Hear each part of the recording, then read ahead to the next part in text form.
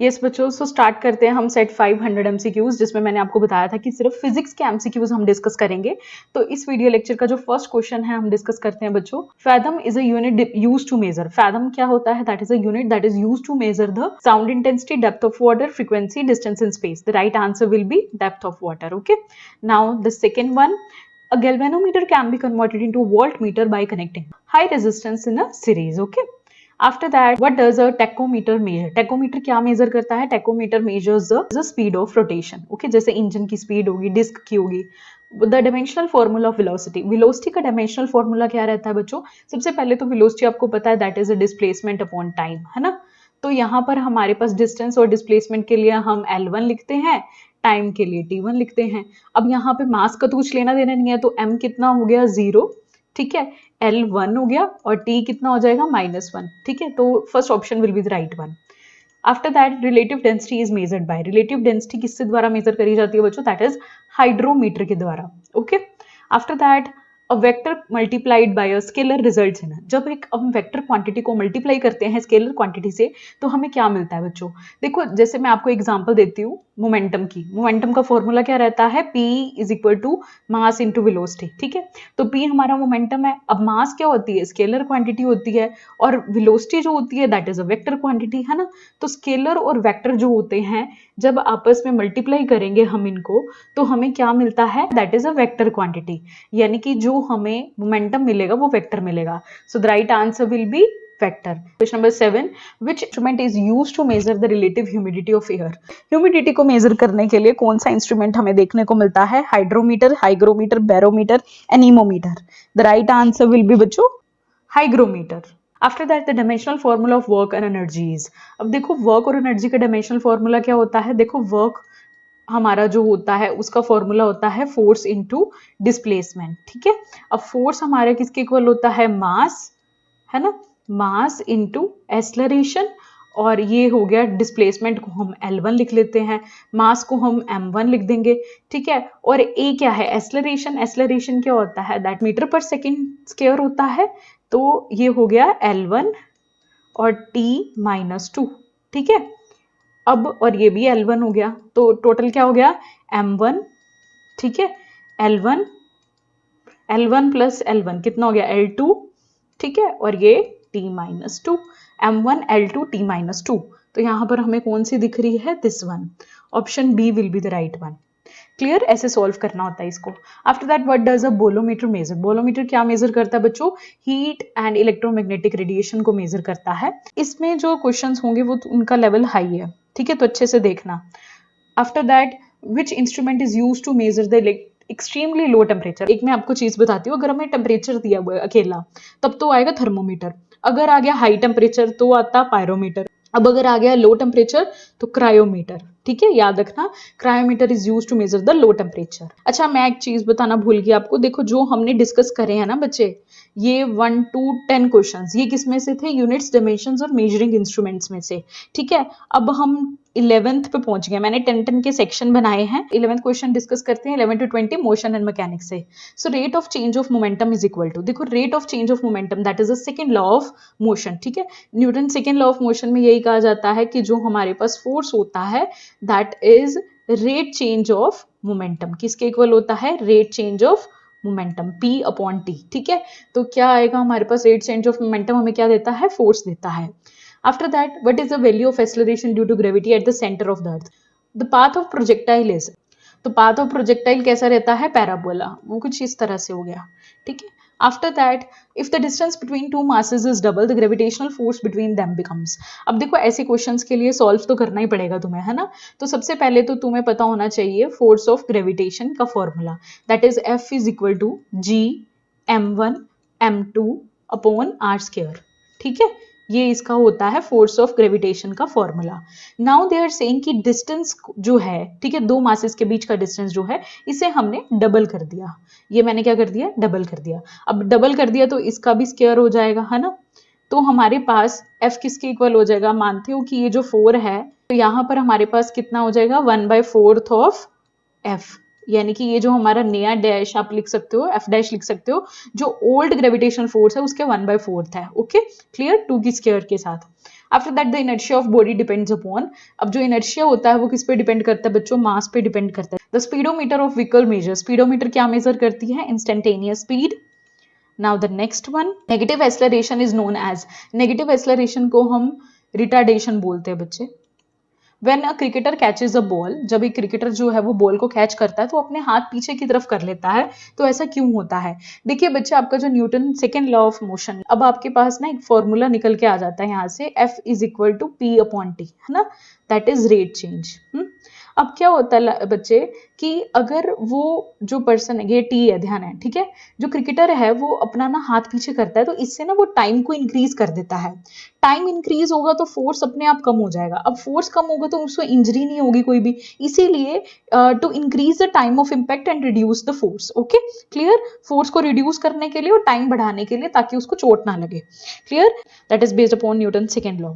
After that what type of friction is the weakest, अब friction जो होती है दैट इज ऑफ 3 टाइप्स, ठीक है, स्टैटिक, स्लाइडिंग एंड रोलिंग। तो बच्चे देखो, जो टाइप ऑफ फ्रिक्शन जो अपने पास बोलते हैं that is a weakest one. तो कैसे पता चलेगा, हमेशा याद रखना बच्चे, जो फ्रिक्शन होती है ना वो रफनेस से बढ़ती है, यानी कि जितनी ज्यादा इंटरलॉकिंग्स होंगी ना उतनी ज्यादा फ्रिक्शन अच्छी होगी। अब क्या होता है कि रोलिंग के केस के अंदर, जैसे कोई भी ट्रॉली आप समझ लो, यहाँ पे कोई भी टायर्स लगे हुए हैं उस ट्रॉली के, ठीक है, अब यहाँ पे ग्राउंड के साथ ना इंटरलॉकिंग कम हो जाती है, इंटरलॉकिंग क्या हो जाती है, ग्राउंड के साथ कम हो जाती है इन केस ऑफ कोई भी अगर टायर्स वगैरह लगे हो उस ट्रॉली पे। तो क्या हो जाता है, अगर इंटरलॉकिंग कम हो जाएगी तो फ्रिक्शन अपने आप ही वीक हो जाएगी। So the right answer will be बच्चों रोलिंग फ्रिक्शन। ठीक है, क्लियर, समझ आया कंसेप्ट के through. After that 20, Why is it difficult to walk on a smooth ice? अब डिफिकल्ट क्यों होता है आइस के ऊपर वॉक करना, मैंने अभी पीछे बताया, देखो फ्रिक्शन जो होता है ना, आप वॉकिंग जो कर पाते हो यानी कि आप चल पाते हो बिकॉज ऑफ द फ्रिक्शन के करके, आपके शूज और जो भी आपका ग्राउंड सरफेस होता है ना उसमें इंटरलॉकिंग हो जाती है, ग्रिप बन जाती है। अब स्मूथ आइस के ऊपर ग्रिप ही नहीं बन पाती, ठीक है, वो तो सरफेस ही पूरा स्मूथ हो गया, रफ तो है ही नहीं, ठीक है, रफ नहीं है, स्मूथ सरफेस हो गया, जिसके करके फ्रिक्शन क्या हो जाएगी, कम हो जाएगी, जिसके घर पे आप चल नहीं पाओगे। So that is due to the low friction. Okay clear.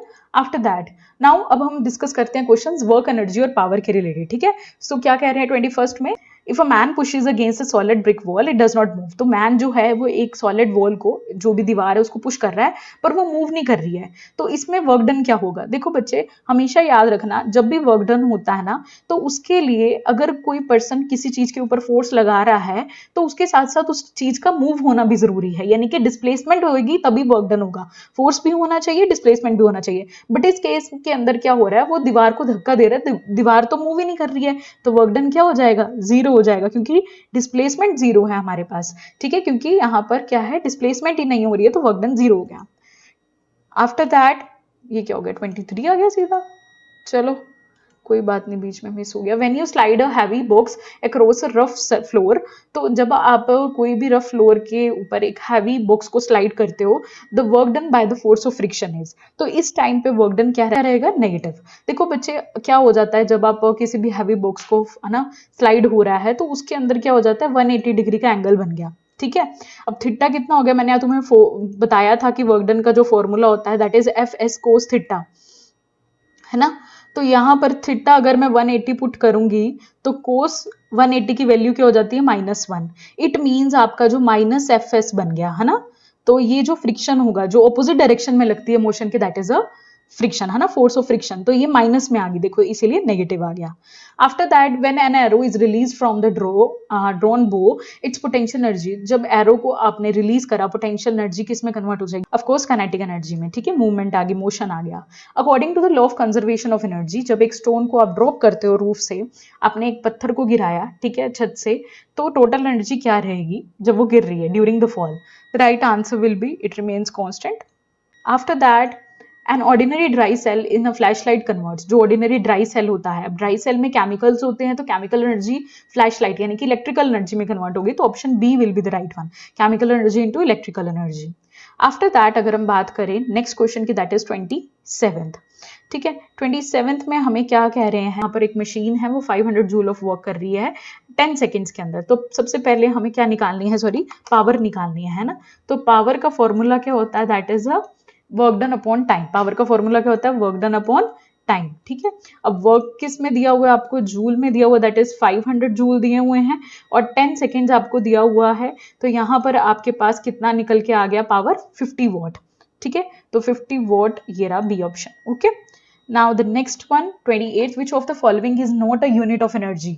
इसमें से यूनिट कौन सी नहीं एनर्जी की, जूल एनर्जी की यूनिट है, किलो वॉट आर भी है, कैलोरी भी है, पर किलो वॉट नहीं है। The sum of kinetic energy and potential energy of an object is called. Kinetic energy का सम और पोटेंशियल एनर्जी का सम किसके इक्वल होता है, that is a mechanical energy, ठीक है, ध्यान रखिएगा। When you rub your hands together on a cold day, जब आप अपने हाथों को रब करते हो ठंड के अंदर, तो आप क्या कर रहे हो, यू आर कन्वर्टिंग, किस में चेंज कर रहे हो, हीट एनर्जी को मैकेनिकल में, मैकेनिकल को हीट में, काइनेटिक को पोटेंशियल में, केमिकल को मैकेनिकल में। देखो बच्चे सिंपल सी बात है, जब आप हाथों को रब करते हो ना, तो आप तो एक तो मोशन में हो, है ना, मूव कर रहे हो अपने हैंड्स को, तो मैकेनिकल एनर्जी। अब वो उस रबिंग से क्या हो रहा है, आपको हीट प्रोड्यूस भी तो होती है ना, ठंड में आप ऐसे ऐसे हाथ अपने रब करते हो, तो फिर इससे क्या होता है, हीट एनर्जी रिलीज हो रही है, रबिंग से फ्रिक्शन जनरेट होती है, फ्रिक्शन से हीट रिलीज होती है, ध्यान रखना। तो इसीलिए mechanical energy into heat energy. Now the next one, अब हम बात करते हैं लाइट और ऑप्टिक्स में से। 31 to 40 क्वेश्चंस रहेंगे लाइट एंड ऑप्टिक्स में से। The blue colour of the sky is primarily due to which phenomena. जो ब्लू कलर होता है that is due to the scattering, ठीक है। ब्लू जो कलर होता है, इसकी अपने पास ना जो वेवलेंथ होती है ना बच्चे, वो कम होती है, इसकी वजह से ये स्कैटर ज्यादा करता है स्काई में।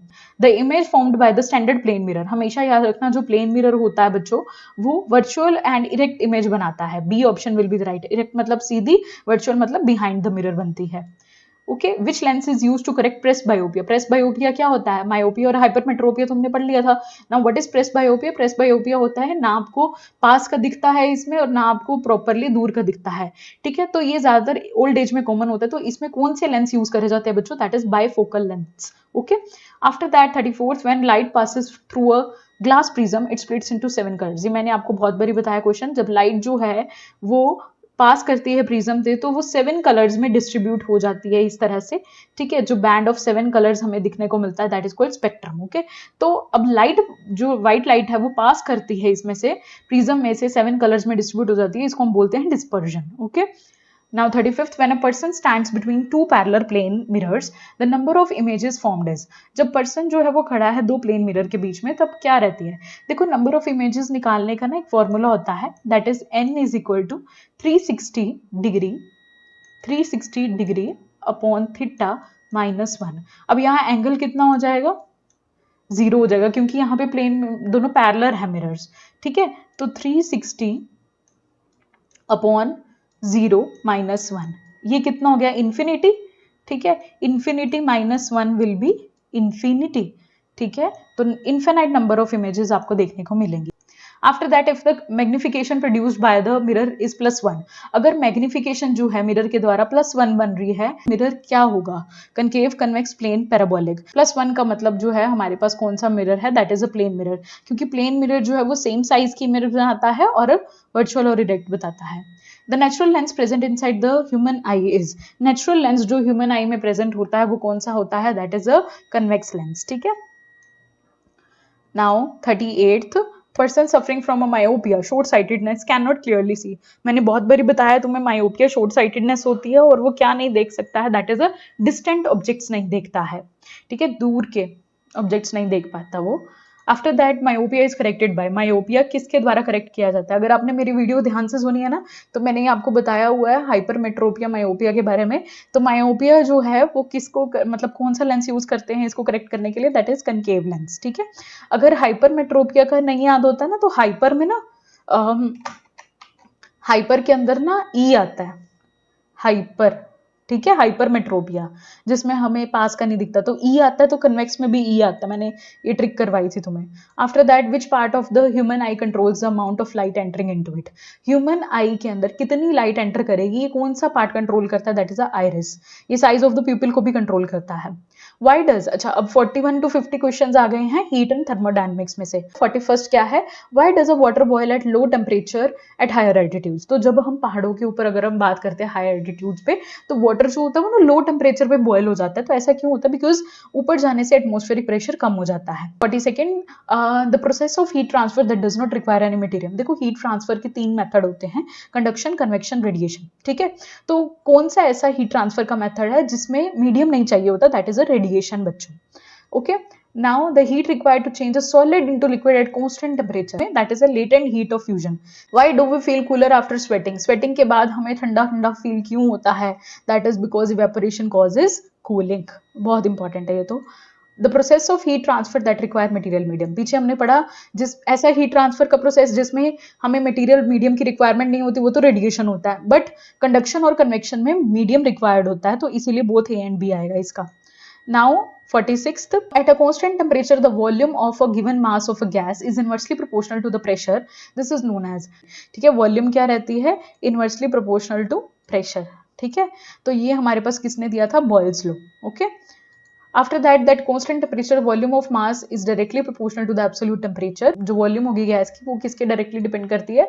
टेम्परेचर के। और ये हमें जो मैथमेटिकल ऑपरेशन किसने दिया था? चार्ल्स लॉ के थ्रू। ठीक है, Now a thermodynamic process in which no heat is exchanged, ऐसा प्रोसेस जिसमें हीट एक्सचेंज ही नहीं होती है, सिस्टम और surrounding.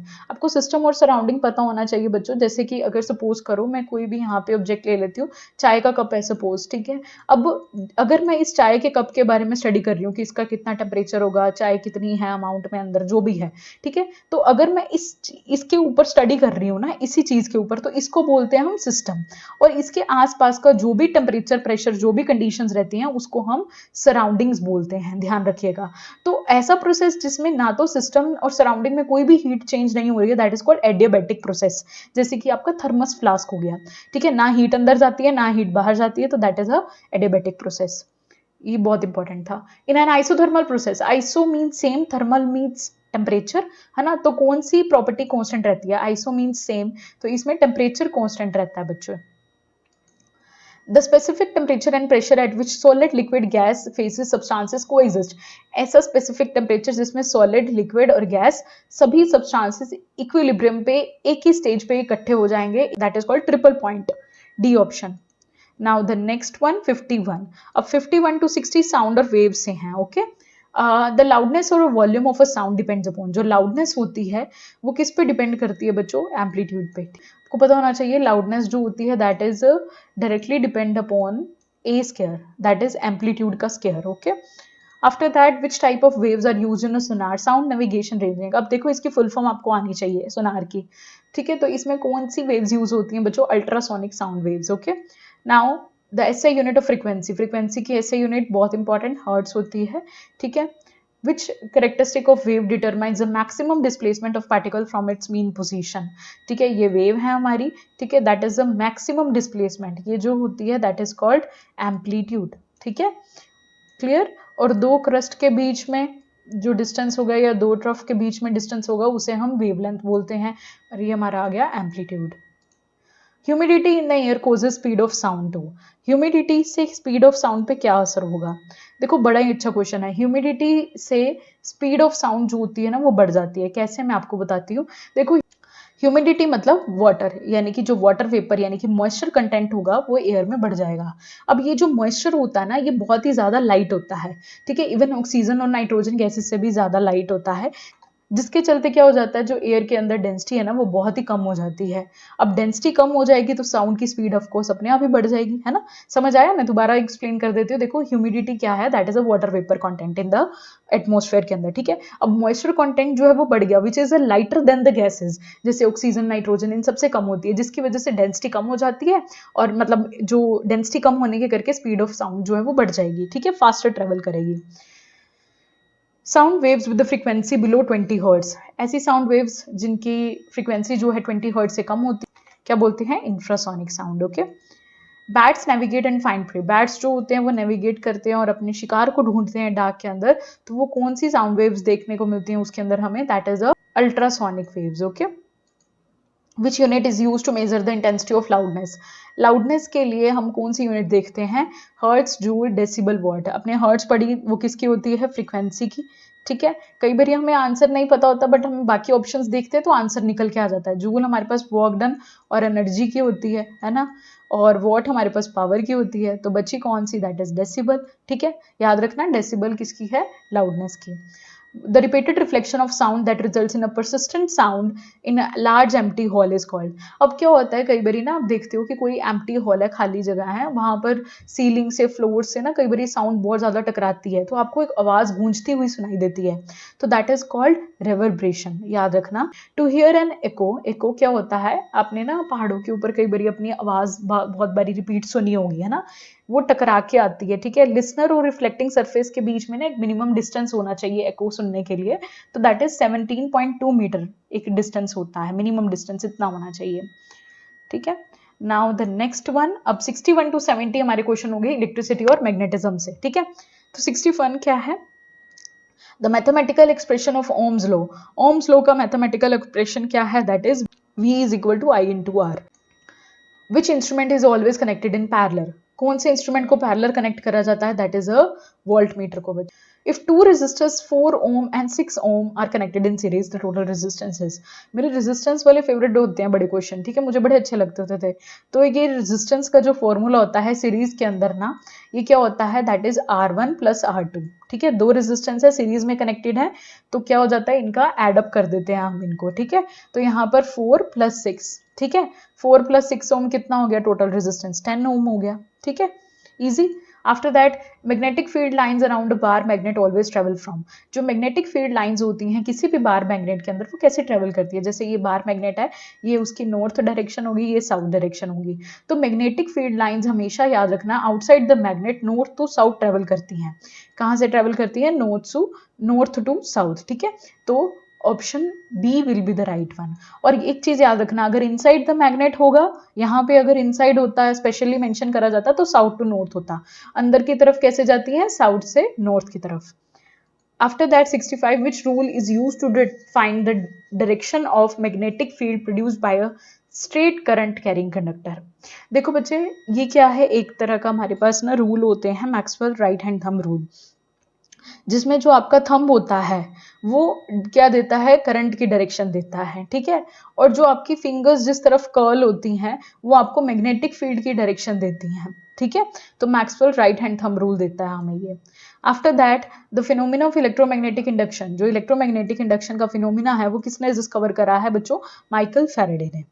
Now electric power can be calculated by, power को कैसे कैलकुलेट किया जा सकता है, पावर के 3 फॉर्मूलाज रहते हैं बच्चे, तीनों ऑप्शंस हमारे पास सही हैं, तीनों की तीनों सही हैं, तो all of above will be the right answer.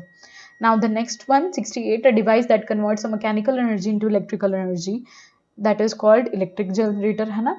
After that, when a plastic comb is rubbed with the hair, जब हम प्लास्टिक कोम्ब को हेयर से रब करते हैं तो उसके ऊपर चार्जेस आ जाते हैं, तो वो किसके करके आता है, that is due to the friction. देखो बच्चे, मैं आपको एक सिंपल सी चीज बताती हूँ, हमेशा याद रखना रबिंग से क्या जनरेट होते हैं, चार्जेस। चार्जेस किसके करके प्रोड्यूस होते हैं, फ्रिक्शन, और फ्रिक्शन के करके प्रोड्यूस होती है हीट। ये हमेशा मेरी बात याद रखना, फिजिक्स में बहुत काम आएगी तुम्हें। रबिंग से चार्जेस जनरेट होते हैं, चार्जेस से फ्रिक्शन जनरेट होता है, और फ्रिक्शन से और रब करने से हीट जनरेट, यानी कि रबिंग से हीट भी जनरेट होगी। जैसे आप अपने हाथों को रब करते हो तो आपको गर्म फील होता है ना, हीट, तो इसीलिए। ठीक है, क्योंकि वहां पे फ्रिक्शन आ जाती है, रबिंग आ जाती है। ठीक है, clear. After that, in a domestic electrical wiring the earth wire is traditionally coloured, तो अर्थ वायर का कलर कौन सा होता है, दैट इज ग्रीन और येलो।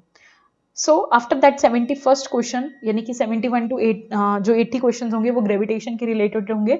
तो who is credited with the discovery of universal law of gravitation, that is Isaac Newton. ठीक है, gravitational force is always, gravitational force हमेशा क्या रहता है, that is attractive. Okay, now 73rd, gravitational force is an example of, gravitational force आपको पता है forces दो तरह के होते हैं, कॉन्टैक्ट एंड नॉन कॉन्टैक्ट, तो इसमें कॉन्टैक्ट नहीं होता दो ऑब्जेक्ट्स के बीच में, तो that's why it is called non contact forces. Now अब हम बात करते हैं 74th क्वेश्चन के बच्चे, if a person's mass is 50 kg on earth, earth के ऊपर पर्सन का मास 50 kg है, मून के ऊपर कितना होगा? देखिए बच्चे हमेशा याद रखना कि मास जो होता है ना वो कांस्टेंट होता है, चाहे वो अर्थ के ऊपर हो चाहे वो मून के ऊपर हो, तो इसीलिए इट रिमेन्स द सेम, यानी कि 50 kg ही मून पे होगा। वेट बदलता है लेकिन ध्यान रखना। The value of g is maximum at, ये मैंने बहुत बारी कराया है, ये मैं नहीं बताऊंगी, ये तुम मुझे कमेंट करके बताना विद द रीजन। मुझे आप सबका कमेंट सेक्शन में आना चाहिए क्योंकि मैंने बहुत बारी वीडियो में बताया है जो एक्सेलरेशन ड्यू टू वैल्यू जो ग्रेविटी होती है उसकी मैक्सिमम वैल्यू कहाँ पे देखने को मिलती है हमें? Equator, centre of earth, poles, atmosphere. ये क्वेश्चन बड़ी बारी सामने आया, मुझे लगता है ये एग्जाम में आने के इसके चांसेस हैं, तो अच्छे से कर लेना। What keeps the moon revolving around the earth, जो मून है वो अर्थ के आसपास मतलब अर्थ के अराउंड रिवॉल्व करता है, तो वो किसके करके? That is because of the centripetal force provided by the gravity. ठीक है। Where is the weight of the body consider to be the zero, जो वेट होता है बॉडी का कहाँ पे जीरो कंसिडर होता है बच्चों? Of course at the centre of the earth. Okay. If a heavy iron ball, ठीक है, और एक लाइट वुडन बॉल है, एक हैवी बॉल है, आयरन बॉल है, और एक वुडन बॉल है, दोनों को सेम हाइट से ड्रॉप करा है वैक्यूम के अंदर, ठीक है, कौन सी पहले पहुंचेगी? देखो बच्चे, अब यहाँ पे जो ट्विस्ट आया ना दैट इज अबाउट वैक्यूम। ठीक है, वैक्यूम है, यहाँ पर एयर रेजिस्टेंस नहीं है। अगर एयर रेजिस्टेंस ही नहीं है तो दोनों सेम ही टाइम पे पहुंचेंगे।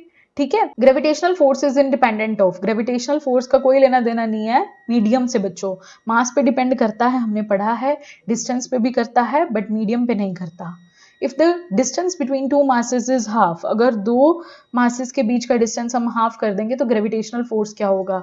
अभी देखो मेरे पास सुनो, that is F is equal to G(m)(1) m2 by R square.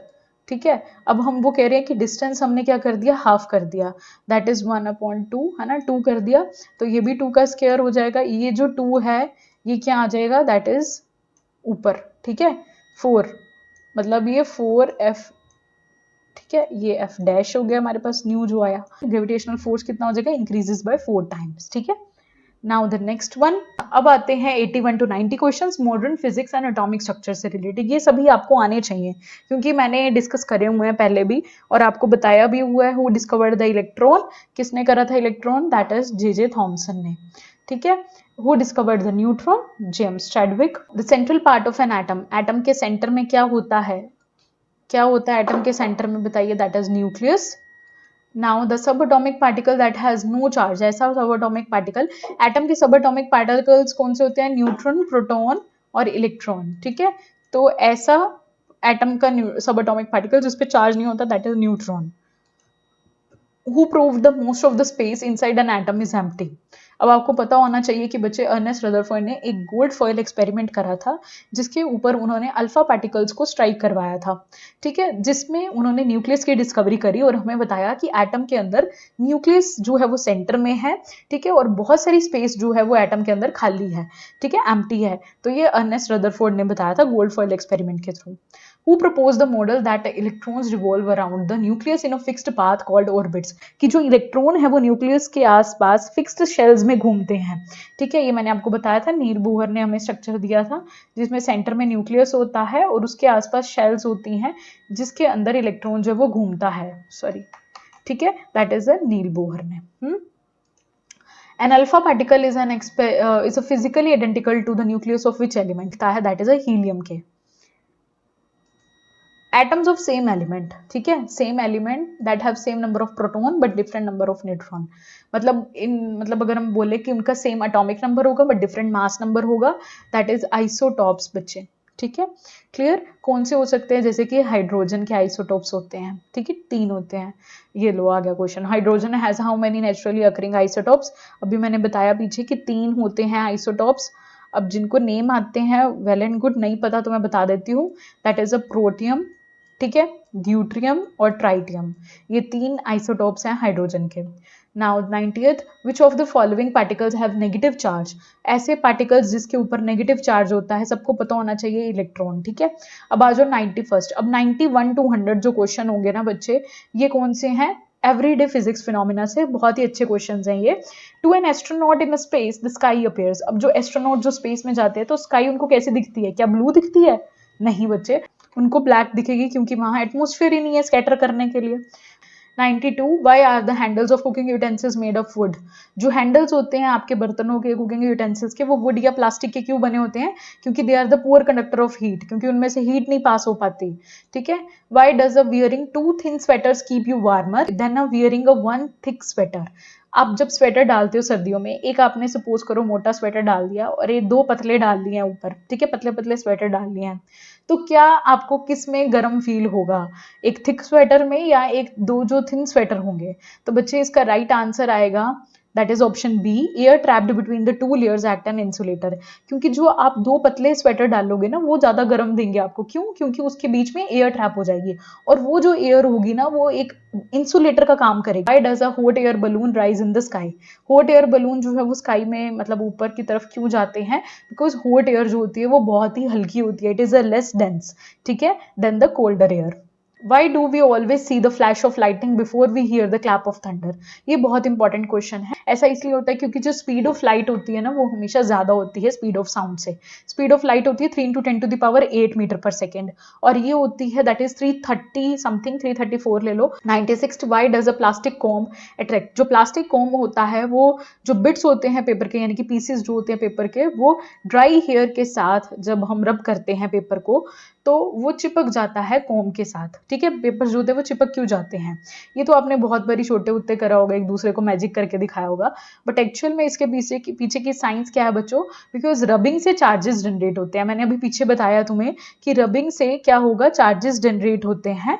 ठीक है, और ये किसके करके होता है? फ्रिक्शन के करके होता है। तो it requires a static electric charge through friction. Now 97th, why is a salt sprinkled on a icy roads during winter? जो सोल्ट हम आइसी रोड्स के ऊपर स्प्रिंकल करते हैं विंटर्स के टाइम पे, उससे क्या होता है? सोल्ट स्प्रिंकल करा जाता है ना, बहुत सारी बर्फ जम जाती है, तो इससे क्या होता है? फ्रीजिंग पॉइंट जो होता है ना वाटर का कम हो जाता है। ठीक है। Now why do water pipes sometimes burst during very cold winter? जो वाटर पाइप्स होती हैं, ठीक है, वो ना सर्दियों के अंदर बर्स्ट हो जाती हैं। ऐसा क्यों होता है? क्योंकि बच्चे बर्फ के करके वाटर जो होता है ना जब वो फ्रीज कर जाता है तो वो एक्सपैंड करता है। ठीक है, क्योंकि फ्रीजिंग से क्या होता है, वाटर एक्सपैंड कर गया तो इसीलिए वो फट जाती हैं pipes. Now when you roll a ball, जब आप बॉल जो है वो रोल करते हो ग्रास के ऊपर तो वो धीरे धीरे रुक जाती है। ये तो है ही है ना, ये एक नेचर की चीज है कि जब भी आपके पास कोई भी मूविंग करती हुई चीज है वो एक टाइम पे आके रुक जाएगी। ठीक है, वो रुक क्यों जाती है? Because of the friction. हमेशा याद रखना मोशन के ऑपोजिट डायरेक्शन में क्या लगती है? फ्रिक्शन लगती है। ठीक है, इस फ्रिक्शनल फोर्स के करके ही तो चीज जो है वो अर्थ के ऊपर रुकती है। ठीक है, तो that is because of the friction, चलते चलते रुक जाना। Now the last question of set 5 जिसमें हमने 100 MCQs डिस्कस कर लिए हैं। If you shout inside a large empty cave you will hear your sound repeat, that is called. बहुत इंपॉर्टेंट। अब आप देखते हो कि कोई भी आप एम्प्टी केव में है ना जाते हो या पहाड़ों के ऊपर जाते हो, एक आवाज चिल्लाते हो तो आपको दोबारा अपनी रिपीटेड साउंड सुनाई देती है, या खाली रूम के अंदर अब जब आप होते हो तो जो आपको रिपीटेड साउंड सुनाई देती है that is called an echo. क्या बोलते हैं इसको? एको। बहुत इंपॉर्टेंट। तो यहाँ पर हमारे 100 फिजिक्स के MCQs पूरे होते हैं। देखिए बच्चों, मैं आपको ना इनके पीडीएफ भी प्रोवाइड करूंगी, ठीक है, तो पीडीएफ इनके पेड रहेंगे। इससे जो पहले मैंने वीडियो बनाई थी, देखो मैंने 3 सेट के तो पीडीएफ तुम्हें प्रोवाइड कर दिए, जिन बच्चों ने खरीद लिए हैं वेल एंड गुड। ठीक है, जिन्होंने नहीं खरीदे बच्चे बहुत ही इंपॉर्टेंट रहेंगे, मैं आपको बार बार बोल रही हूँ। अब ये जो 100 MCQs मैंने डाल दिए हैं ये फिजिक्स के हैं। इससे पहले जो 100 MCQs थे वो अग्निवीर के थे। ठीक है, ये 2 पीडीएफ हो जाएंगे। इसके बाद मैं 2 पीडीएफ आपको और दूंगी, बायोलॉजी के 100 MCQs और केमिस्ट्री के 100 MCQs। पहले हम वो डिस्कस करेंगे, फिर मैं पीडीएफ लेके आऊंगी इनके। ठीक है, और एक फुल फॉर्म्स का, साइंस के फुल फॉर्म्स का, टोटल अपने पास 6 पीडीएफ हो जाएंगे। ठीक है, एंड दैट इज एट ₹300। ठीक है, 300 के आपको पीडीएफ जो है वो मिल जाएंगे। ठीक है, 6 पीडीएफ जो हो मेरे कॉन्स्टेंट रहेंगे जो कि ₹300 के रहेंगे। इसके बाद हम नेक्स्ट सेट डिस्कस करेंगे, सेट 6, जिसके अंदर हम डिस्कस करेंगे 100 MCQs केमिस्ट्री के। अपने अच्छे से रिवीजन करते रहेगा, बहुत ही अच्छे क्वेश्चंस थे। मैंने थोड़ा सा लेवल इसमें हाई रखा, अब जो आगे वीडियोस आएंगे उनका और भी लेवल हाई हो जाएगा। ठीक है, so I hope you all like this video and if you like it don't forget to like, comment and subscribe my YouTube channel Khurana coaching classes. Bye bye, take care.